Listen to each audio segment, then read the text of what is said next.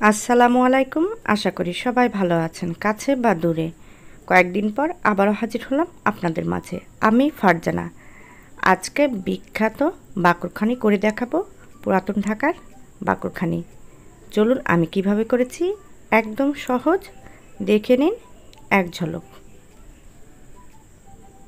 সেজন্য আমি এখানে হাফ কাপ ময়দা আগে থেকে চেলে নিয়েছিলাম, সেটা অ্যাড করলাম। লবণ স্বাদ মতো, 2-3 চিমটি তেল, 1 টেবিল চামচ। এখন তেল আর চিনি ময়দার সাথে ভালোভাবে মিশিয়ে নিচ্ছি। মিশানো আমার কমপ্লিট। এখন এখানে নর্মাল পানি দিয়ে অল্প অল্প করে আমি একটি সফট ডো বানিয়ে ফেলব। এটা আমরা পরোটা করে থাকি, তার চেয়ে একটু সফট হবে। দেখুন আমি কথা বলতে বলতে ডোটি অলরেডি কমপ্লিট হয়ে আসবে। বেশি পানি দেওয়ার দরকার নাই, অল্প অল্প করে পানি দিয়ে আপনারা ডোটা করে ফেলবেন। বেশি পানি দিলে পাতলা হয়ে যাবে বা নরম হয়ে যাবে, তাই দেখে বুঝে পানিটা অ্যাড করে ডোটা বানিয়ে ফেলবেন। আমি এখন ডোটা কমপ্লিট করে ফেলেছি। এখন একটি ভিজা টিস্যু সেই ময়দার ডোটার উপরে দিয়ে দেব, যেন উপরে ড্রাইটা না হয়ে যায়। 15 মিনিট রেখে দেবো, আর একটু সফট হবে, খেতেও কিন্তু ভালো লাগবে। এভাবে চারিদিক থেকে মুড়িয়ে আমি রেখে দিলাম, যেন বাতাস ভিতরে না প্রবেশ করতে পারে। চলুন সাইডে রেখে দিলাম। এখানে আমি কিছুটা বাটার নিয়েছি, 3 টেবিল মতো হবে, আর এখানে 3 টেবিল চামচ সয়াবিন তেল অ্যাড করছি। প্রতিদিন আমরা যে তেলটা খেয়ে থাকি। আমি গলিয়ে ফেরত এসেছি, দেখুন। এখন সেই সফট ডোটা দেখবেন আরও একটু সফট হয়ে গেছে। টিস্যুটা ফেলে দিবেন না, পরবর্তীতে কাজে লাগবে। দেখুন আমি আরেকটু মথে নিলাম। এখন সেই ডোটা নিয়ে একটি বড় আকারের রুটি বেলবো, সেজন্য কিছুটা ময়দা ছিটালাম, অল্প একটু।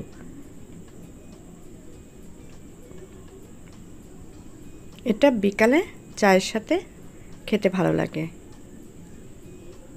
এখন বেলনির সাহায্যে আমি আস্তে আস্তে করে পাতলা করে বেলে নেব। এটা করার জন্য কিন্তু বড় টেবিলের দরকার বা বড় জায়গার।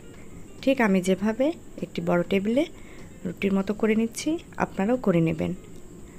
কথা বলতে বলতে দেখুন অনেকটা কিন্তু বড় একটি রুটির আকার করে ফেলেছি। আর কতটা পাতলা নিচে হাত দিয়ে দেখিয়ে দিচ্ছি, দেখুন, হয়তো বা বুঝতে পারছেন। এখন সেই বাটার আর তেল গরম করে রেখেছিলাম, গলিয়ে রেখেছি। এখন পুরো রুটির উপরে ভালোভাবে মিশিয়ে দিব। এটা একটু ধৈর্য বা সময় নিয়ে করবেন, দেখবেন পারফেক্ট হবে। আমি এখন হাতের মাধ্যমে চারিদিকে ছড়িয়ে দিচ্ছি। এখন দিয়ে দেব ময়দা।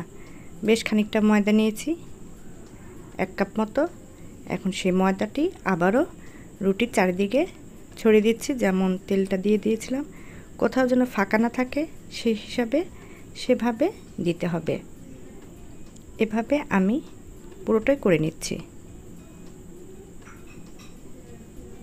এটা বলে বোঝানোর মতো না, দেখে বুঝে নিতে হবে, তাহলে বুঝতে পারবেন। কথা বলতে বলতে অলরেডি ছড়িয়ে ফেলেছি ময়দাগুলো, দেখুন করে ফেলছি। আবারও আমি এর উপরে তেল আর বাটারটা ইউজ করব। এভাবে যতগুলো আমি লেয়ার করব সবগুলো 2 বার করে তেল আর ময়দাটা ব্যবহার করব। আবারও একই পদ্ধতিতে হাতের তালু দিয়ে মিশিয়ে দিচ্ছি।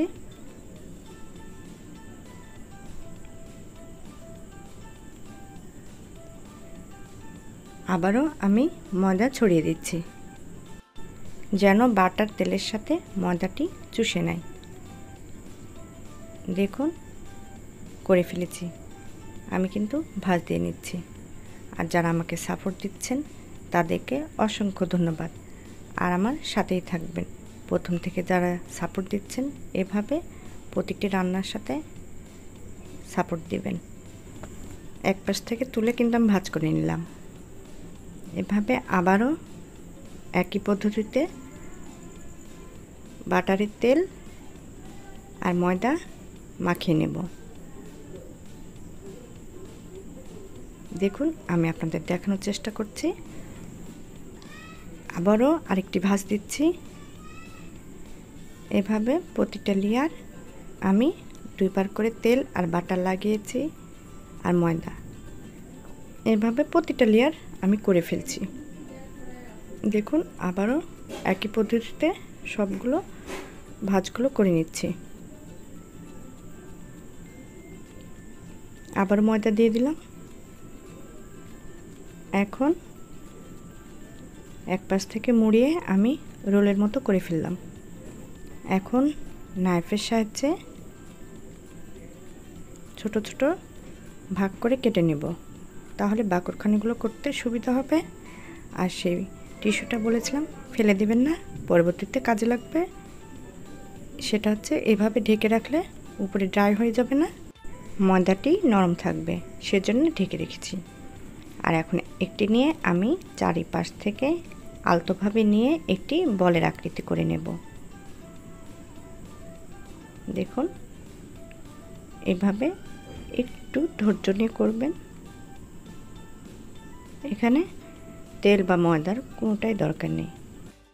এভাবে চারিদিক থেকে নিয়ে একটি ছোট্ট বলের আকৃতি করে নিচ্ছি। দেখুন এখন হালকা প্রেস করে নিয়েছি। এখন বেলনির সাহায্যে আলতোভাবে একটু ছোট্ট একটি রুটির আকার করে নেব।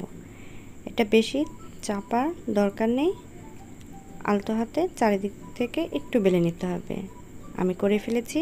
এখন একটি নাইফের মাধ্যমে মাঝখান থেকে একটু লম্বা করে কেটে দেব। এটা দেখার সৌন্দর্য, আর যখন ফুলে উঠবে দেখতে ভালো লাগবে। বাকরখানি কিন্তু এমনটি হয়ে থাকে। সবগুলো আমি করে ফেলেছি। এখন একটি ট্রে আমি একটি পেপার দিয়ে দিয়েছি, তার উপরে তেল আর বাটারের মিশ্রণটি দিয়ে দিচ্ছি। গলিয়ে রেখেছিলাম সেটা দিয়ে দিলাম। এভাবে আপনারা করে নিতে পারেন। এখন সেই বাকরখানিগুলো আমি আবারও করে ঢেকে রেখেছিলাম যেন উপরে শক্ত না হয়ে যায়। এখন একটি একটি করে আমি সবগুলো ট্রের উপরে দিয়ে দিচ্ছি।